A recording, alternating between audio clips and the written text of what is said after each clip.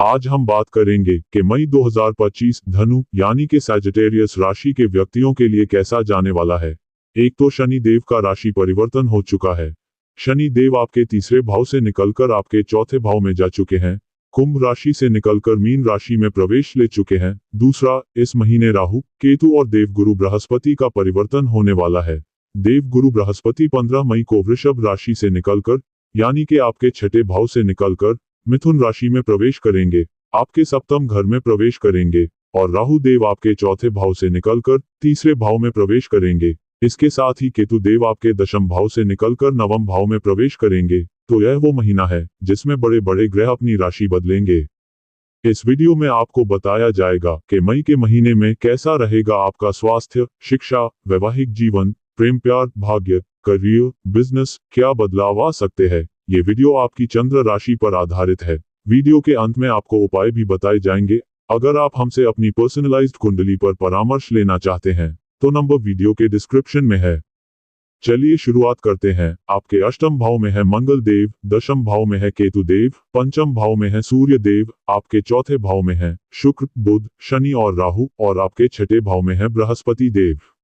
सबसे पहले आपके स्वास्थ्य के बारे में बात कर लेते हैं। आपकी सेहत कैसी रहेगी मई के महीने में। पहले भाव के स्वामी बनते हैं गुरुदेव, और गुरुदेव आपके छठे भाव में बैठे हैं। एक साल से बृहस्पति देव आपके छठे भाव में बैठे हैं और 15 मई को आपके सप्तम भाव में आ जाएंगे। ये बहुत ही बड़ा परिवर्तन है आपके लिए, क्योंकि आपकी राशि के स्वामी आपको रोग दे रहे थे, ऋण दे रहे थे, शत्रु दे रहे थे, आपकी सेहत में कुछ ना कुछ समस्या आ रही थी। लेकिन अब 15 मई के बाद आपकी सेहत बहुत ही अच्छी हो जाएगी, क्योंकि छठा घर कुंडली का अच्छा नहीं माना जाता, रोग, ऋण, शत्रु का होता है। लेकिन अब सप्तम भाव में आते ही गुरुदेव आपको रोग मुक्त करेंगे और शत्रुओं पर आपको विजय प्राप्त करवाएंगे। अब बात करते हैं आपकी पढ़ाई की, शिक्षा की। तो कैसा रहेगा आपके लिए मई का महीना। पंचम भाव होता है पढ़ाई का। पंचम भाव के स्वामी बनते हैं मंगल देव, और इस समय मंगल देव आपके अष्टम भाव में हैं, नीच के होकर बैठे हैं। लेकिन सूर्य देव इस समय उच्च के हैं। पंचम भाव में मंगल देव के नीचे के होने के कारण किसी भी तरीके की जल्दबाजी में कहीं पर एडमिशन न ले, कोई फॉर्म फिल ना करें, पढ़ाई से जुड़ा हुआ कोई भी डिसीजन जल्दबाजी में ना लें। इस समय डबल माइंडेड रह सकते हैं आप, बहुत सी चीजों में हाथ ना फंसाएं, एक ही जगह पर फोकस करें, क्योंकि इस समय मंगल देव कंफ्यूज करेंगे। यह महीना पढ़ाई को लेकर एवरेज है, बहुत अच्छा नहीं है लेकिन बहुत बुरा भी नहीं है, क्योंकि सूर्य देव उच्च के होकर आपके पंचम भाव में ही बैठे हैं। लेकिन सूर्य देव का राशि परिवर्तन हो जाएगा 15 मई तक, इसलिए 15 मई के बाद थोड़ी सी परेशानी आपको पढ़ाई में आ सकती है। इसके लिए आपको वीडियो के अंत में उपाय बताए जाएंगे।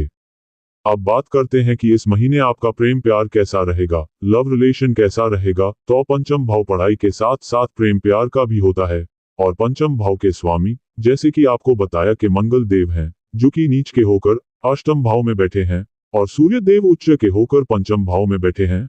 जब मंगल देव अष्टम भाव में जाते हैं तो हम अपने लव रिलेशनशिप में कितना भी अच्छा करने की कोशिश कर ले, सामने वाले को हमेशा कुछ ना कुछ कमी ही लगती है, क्योंकि पंचम भाव के स्वामी अष्टम भाव में बैठे हैं, और सूर्य देव का पंचम भाव में बैठना सामने वाले के अंदर एटीट्यूड या गुस्सा भर देगा, और आपकी वाणी पर भी कंट्रोल नहीं होगा, क्योंकि मंगल देव भी वाणी के भाव को आपके दूसरे भाव को देख रहे हैं। तो इस महीने प्रेम प्यार में, लव रिलेशन में परेशानी आ सकती है, क्योंकि आप दोनों को ही गुस्सा अधिक आएगा। 15 मई से लेकर 25 मई का समय आपको अधिक ध्यान रखना होगा, जब सूर्य देव भी छठे भाव में चले जाएंगे। इस समय आप छोटी छोटी बातों पर झगड़ सकते हैं, इसका ध्यान रखिएगा।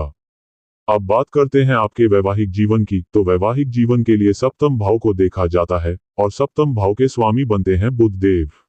बुध देव इस समय आपके चौथे भाव में हैं, राहु केतु के एक्सेस में बैठे हैं। वैवाहिक जीवन अच्छा रहेगा। इस समय आप अपने जीवन साथी के साथ प्रॉपर्टी में डील कर सकते हैं, वाहन में डील कर सकते हैं, कोई इलेक्ट्रॉनिक आइटम जैसे फ्रिज, टीवी वगैरह में भी डील कर सकते हैं अपने जीवन साथी के साथ मिलकर।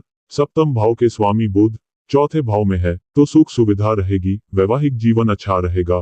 केवल राहु केतु के एक्सेस में होने के कारण कभी कभी थोड़ा बहुत आर्ग्यूमेंट्स हो सकते हैं, लेकिन कोई सीरियस बात नहीं है। इस समय आप कुछ नया खरीद सकते हैं या नया खरीदने का सोच सकते हैं अपने जीवन साथी के साथ मिलकर। वैवाहिक जीवन अच्छा रहेगा। अब बात करते हैं सबसे महत्वपूर्ण विषय के बारे में, जो कि है आपका भाग्य। नवम भाव होता है भाग्य का, और नवम भाव के स्वामी बनते हैं सूर्य देव, और सूर्य देव उच्च के होकर आपके पंचम भाव में विराजमान है 15 मई तक। अगर आप कुछ भी बड़ा करने का सोच रहे हैं, कहीं कुछ इन्वेस्ट करना चाहते हैं, कुछ परचेस करना चाहते हैं, आपका कुछ बड़ा करने का मन है, कोई मांगलिक कार्य, शुभ कार्य करना चाहते हैं, तो 15 मई से पहले कर लीजिए, क्योंकि सूर्य देव इस समय उच्च के हैं। आपके लिए बहुत अच्छा है, काफी अच्छा रहेगा आपके लिए ये समय। 15 मई के बाद थोड़ी अड़चन आ सकती है। अब करियर की बात करें तो दशम भाव होता है करियर का, और दशम भाव के स्वामी बनते हैं बुध देव। बुध देव चौथे भाव में बैठे हैं। बुध देव इस समय आपके दशम भाव को देख भी रहे हैं, और केतु देव इस समय दशम भाव में ही विराजमान है।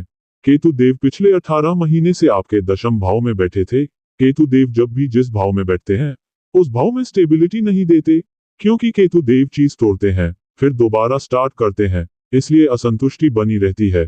पिछले 1.5 साल से आप करियर में असंतुष्ट थे, या तो आप काम छोड़ रहे थे और नया काम पकड़ रहे थे, परंतु आप सेटिस्फाइड नहीं थे अपने काम से, और काम करने में आलस भी फील हो रहा था। अब 18 मई को केतु देव दशम भाव से निकल जाएंगे, और आपके काम में स्थिरता, स्टेबिलिटी आ जाएगी, या फिर आप अपनी नौकरी बदल सकते हैं और ऐसी जगह जा सकते हैं जहां आपको स्टेबल फील होगा, सेटिस्फाइड फील होगा। बुध देव की भी दृष्टि पड़ रही है, जो बहुत अच्छे फल देगी करियर में, और सूर्य देव का छठे घर में जाना करियर को लेकर अच्छा है। नए तरीके से कुछ करना, नई ऊर्जा आना कार्य क्षेत्र में देखा जा सकता है। करियर अब आपका बहुत अच्छा है 15 मई के बाद। अब बिजनेस की बात करें तो इस महीने आपका बिजनेस बहुत अच्छा रहेगा, क्योंकि शुक्र देव और बुध देव दोनों केंद्र में हैं। बिजनेस बड़े तरीके से चलेगा, बहुत कुछ नया कर सकते हैं आप इस समय, कुछ नया सोच सकते हैं। बस आपको आगे बढ़ाना चाहिए, अपने व्यापार को अच्छे तरीके से मन लगा के आगे बढ़ना चाहिए। अब बात करते हैं कि क्या उपाय करने चाहिए धनु राशि को। तो आपकी राशि के स्वामी बनते हैं गुरुदेव, इसलिए गुरुदेव के बीज मंत्र का प्रतिदिन 108 बार पाठ करें। ओम बृन बृहस्पति नमः। इसके अलावा मंगल इस महीने कमजोर है, इसलिए मंगल देव के बीज मंत्र का भी प्रतिदिन 108 बार पाठ करें। ओम अंगारकाय नमः। इसके साथ साथ हनुमान चालीसा का पाठ भी प्रतिदिन अवश्य करें, और उगते हुए सूर्य को जल अर्पित करें तांबे के बर्तन से। अगर ये वीडियो आपको अच्छी लगी हो तो हमारे साथ बने रहिए, और चैनल को लाइक, शेयर और सब्सक्राइब करिए। धन्यवाद।